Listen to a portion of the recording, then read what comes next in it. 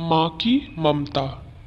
एक छोटे से कस्बे में समीर नाम का एक लड़का रहता था। बचपन में ही पिता की मृत्यु हो जाने के कारण परिवार की आर्थिक स्थिति बड़ी दयनीय थी। समीर की माँ कुछ पढ़ी लिखी जरूर थी, लेकिन उतनी पढ़ाई से नौकरी कहाँ मिलने वाली थी।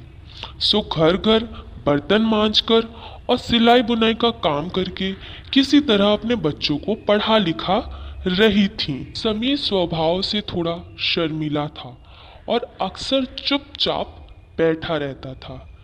एक दिन जब वो स्कूल से लौटा तो उसके हाथ में एक लिफाफा था। उसने माँ को लिफाफा पकड़ाते हुए कहा, माँ, मास्टर साहब ने तुम्हारे लिए ये चिट्ठी भेजी है, जरा देखो तो इसमें क्या लिखा है। माँ ने मन ही मन चिट्ठी पढ़ी और मुस्कुरा कर बोली, बेटा, इसमें लिखा है कि आपका बेटा काफ़ी होशियार है। इस स्कूल के बाकी बच्चों की तुलना में इसका दिमाग बहुत तेज है और हमारे पास इसे पढ़ाने लायक शिक्षक नहीं है, इसलिए कल आप इसे किसी और स्कूल में भेजें।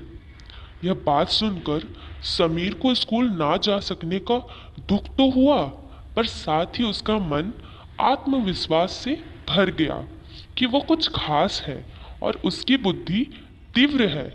माँ ने उसका दाखिला एक अन्य स्कूल में करा दिया। समय बीतने लगा। समीर ने खूब मेहनत से पढ़ाई की।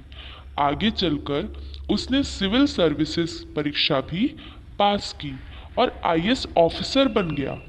समीर की माँ अब बूढ़ी हो चुकी थी और कई दिनों से बीमार भी चल रही थी और एक दिन अचानक उनकी मृत्यु हो गई। समीर के लिए ये बहुत बड़ा आघात था। वह बिलख बिलख कर रो पड़ा। उसे समझ नहीं आ रहा था कि अब अपनी माँ के बिना वो कैसे जिएगा।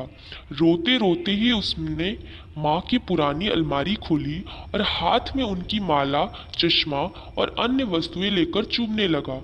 उस अलमारी में समीर के पुराने खिलौने और बचपन के कपड़े तथा संभाल कर रखे हुए थे। समीर एक एक कर सारी चीजें निकालने लगा और तभी उसकी नजर एक पुरानी चिट्ठी पर पड़ी।